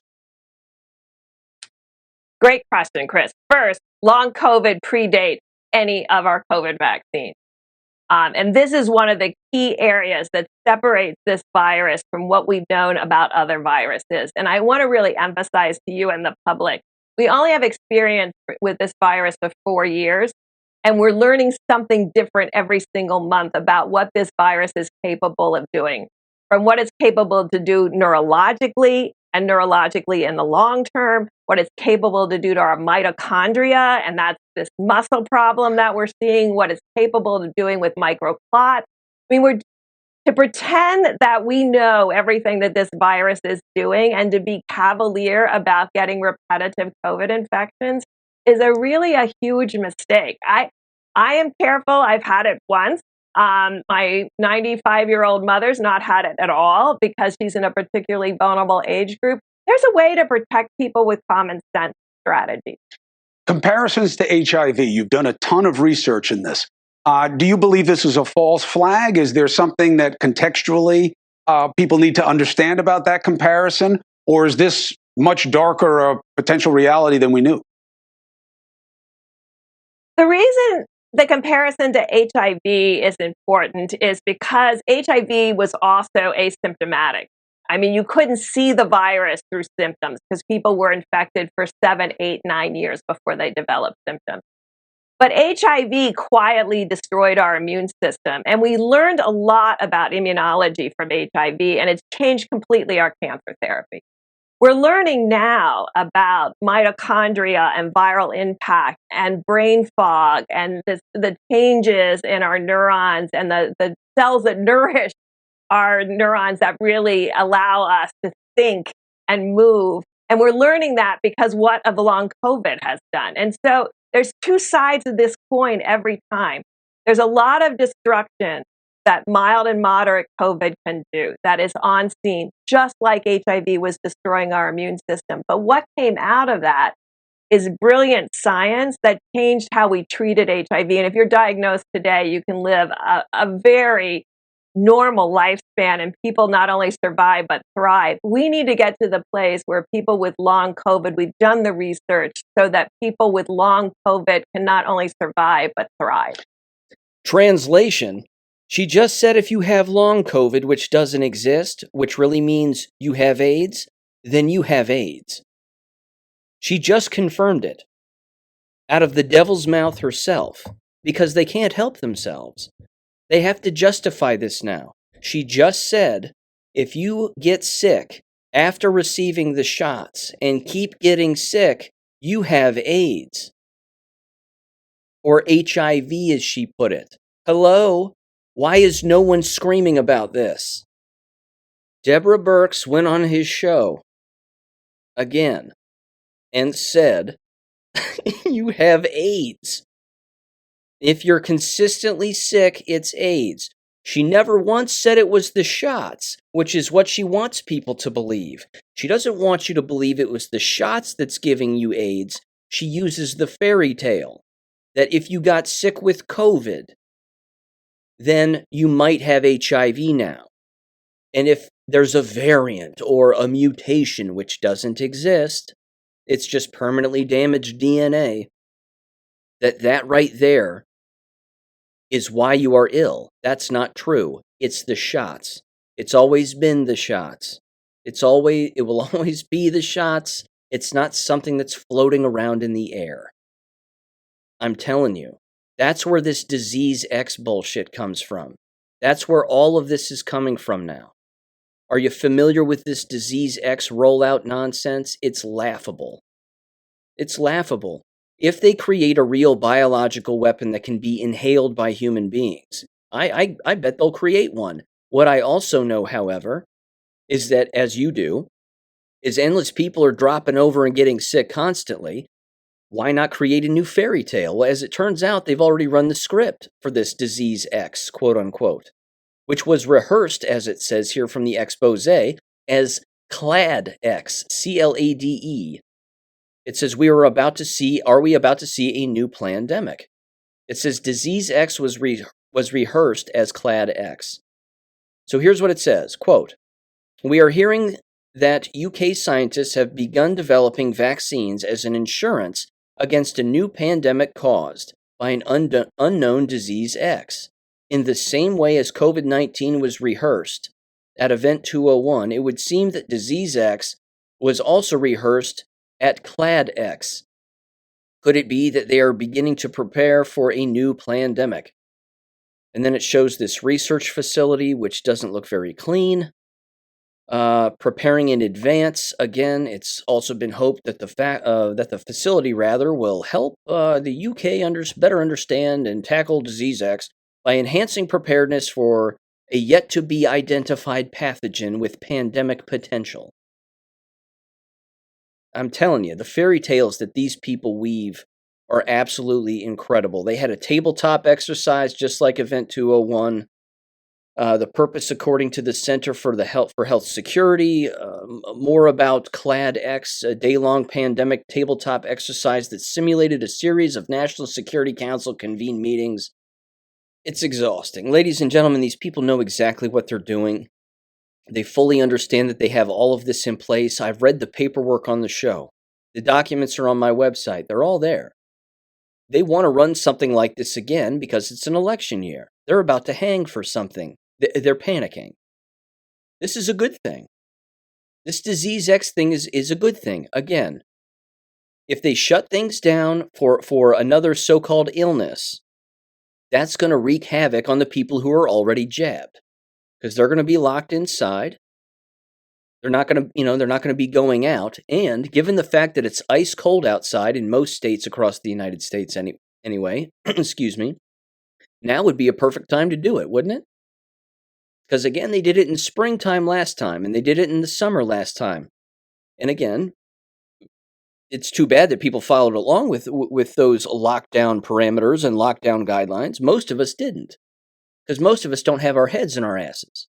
But either way, if they do it when it's cold out, being cooped up inside, all layered up, while it's too cold to go outside, the jabbed are going to be the ones that are going to pay the price on this. And then they're going to be the ones clamoring for this shot, to take another shot. So these people are swinging for the fences, is my whole point here.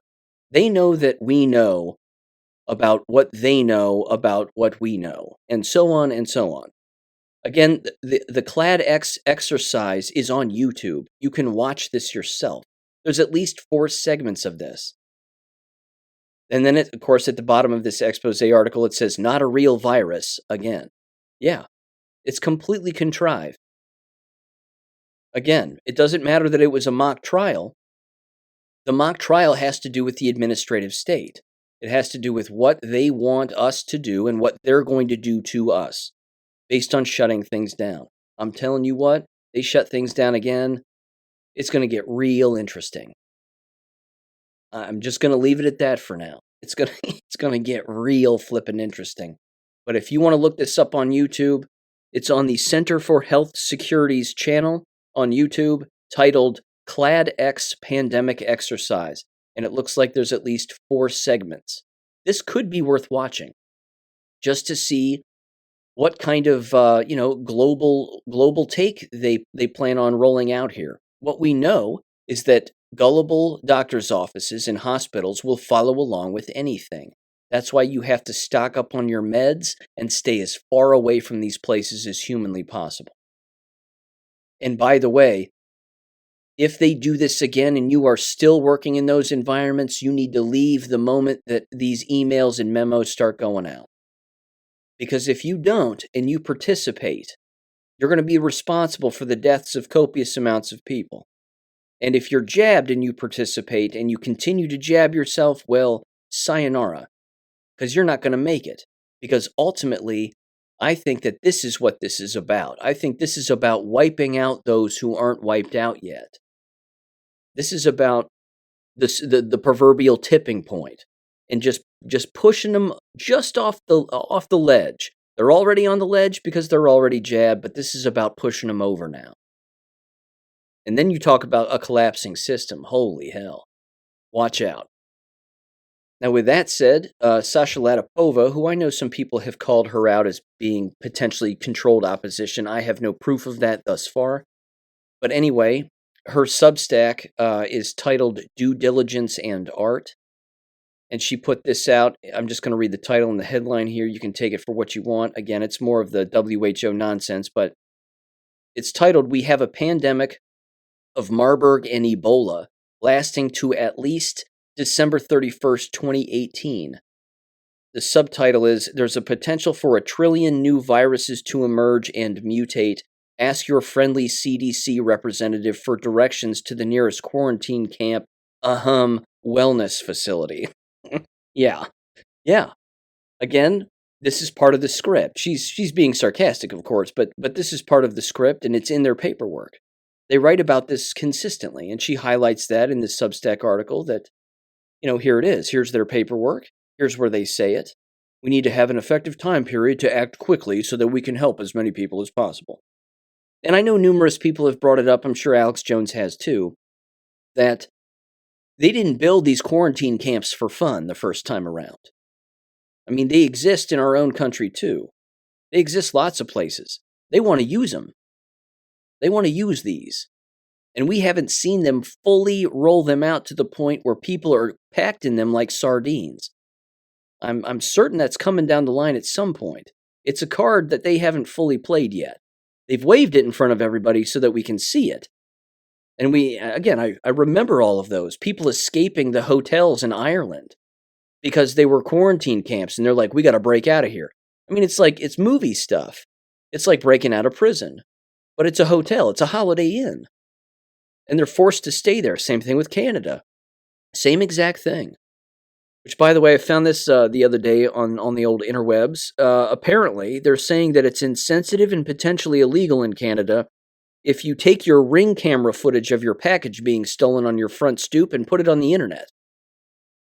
That you could potentially be engaging in a crime of identity theft because you're outing the criminal. Well, no. Is it a black person? Is that the person stealing your Amazon package on your front doorstep, and they want to be sensitive to the individuals who are actually engaging in the crime? Ridiculous. Anyway, sorry. I digress. Back to Disease X real quick. This was making the rounds the other day too. This is from the BBC themselves. Give this a listen. Here's their little report on old Disease X in 3, 2, 1. The British government has unveiled a new vaccine research facility where scientists are working to prevent future pandemics. Located at Porton Down, a high-security research facility best known for its work on chemical warfare. Experts are preparing for what is known as Disease X, or the next pandemic virus. Our health correspondent Dominic Hughes was given rare access to the the delicate task of protecting the nation's health.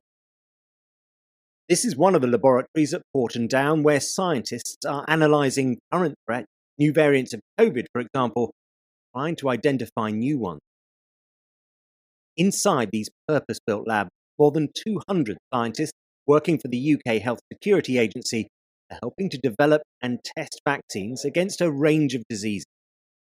It's vital work to keep us all safe. We've got, in many respects, the toughest job in the world, which is to protect health against infectious diseases and environmental hazards. And it is tough because we know that the risks of new and emerging infections, including those of pandemic potential, is increasing. For decades, scientists at Porton Down have been involved in medical research, as well as the work on chemical and biological warfare, for which the centre is perhaps better known. During the pandemic, laboratories like this one played an absolutely vital role in assessing how effective the vaccines were in combating the coronavirus. And that work continues today. But as well as monitoring how effective existing vaccines are against new COVID variants, the new Vaccine Development and Evaluation Centre is looking at emerging threats for which no vaccine yet exists. One of those is Crimean Congo hemorrhagic fever, a virus that is spread by the bite of an infected tick and is fatal in about 30% of cases. A serious outbreak occurred in Afghanistan in 2017, but the disease is widespread across Africa, Asia, the Middle East, and the Balkans. Changes to climate and the way we live mean viruses like this one could find a way to the UK. But equally, the next pandemic could be caused by a virus that has yet to be identified, what experts call Disease X, dangers known and unknown. These scientists will be working to make sure we're prepared for both. Dominic Hughes, BBC News, Porton Down. On that very issue of Disease X, I've been speaking to Professor Dame Jenny Harries. She's the Chief Executive of the UK Health Security Agency. I asked her how scientists prepare for a threat and they don't know what that threat is. So that is the challenge, which I think you heard our Chief Scientific Officer, Professor Isabel Oliver, describe. But there are a number of steps that we can take. We can be better prepared in terms of surveillance, and we're doing that work separately. But what we do in the UKHSA labs at Porton Down, which is separate, I might say, from the Ministry of Defence facilities for chemical warfare, is get ourselves ready both to isolate new pathogens, to develop assays so that we can test them accurately, and to work with other partners, with academics and with pharmaceutical companies to test out prototypes for vaccines and then be ready to evaluate them. And the really exciting thing about the legacy from the pandemic is we now have 2,800 square metres of laboratory space we didn't have before, and we're using that as part of our new strategy to ensure we're as best prepared as we can be for new pathogens and some existing ones. What would you say is the most important lesson that was learned from the pandemic?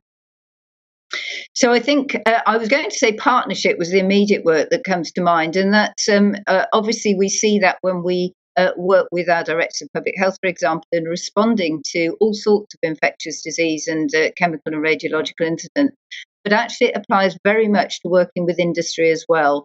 The Vaccine Task Force was the group which originally supported this investment in laboratory space at Porton Down at the UKHSA site there. And it is that continuing work which we are planning to continue going forward so that we are ready working together as soon as a pathogen appears, and actually obviously beforehand, so we're prepping as fast as we can. There is that target of being able to deploy, hopefully, a vaccine within 100 days of the threat being identified. How close are you to that particular target, to making that realistic? So that is an ambition, so to get from an identified pathogen to a vaccine and to therapeutic within 100 days. I mean, to put it in context, that's about a third of the time that it took us to get a COVID vaccine into people's arms, and that was an outstanding record. Usually it takes about 5 to 10 years for a new vaccine to come through. So it is a really challenging ambition, and it won't work for all viruses and bacteria. Some are different shapes, some are more difficult to incorporate quickly. But I do think it is possible for many. And the audio ends there. They're openly admitting again what they're doing. They're making poison. They're making a biological weapon under the fairy tale lie of trying to be preventative for something that doesn't exist. That's all. It's poison. That simple. Okay. I want to mention this too. This was interesting. Our Michigan business friend got snowed on the other day, as it's snowing here in the Midwest, and they decided to take a snowball. And they took a snowball and they put it in a couple of glasses and they attempted to have it melt, and it took forever for them to have it melt, so they said, including putting a space heater close by. Took a while for it to melt, finally did, and then they used a reverse osmosis machine to separate the goo that is the water, quote unquote. There's arsenic in this. I put these pictures out on my Gab page. You got to check this out. It looks like an espresso. It looks like she just got done making an espresso. It really is weird. And again, the whole chart is there on my Gab page. It's at the very least arsenic. There's aluminum in it, I'm sure, and a bunch of other things, but it separates and it looks gross. Black stuff in it, brown stuff in it, yellow stuff in it, green stuff in it, blurry, cloudy stuff in it. Super disgusting.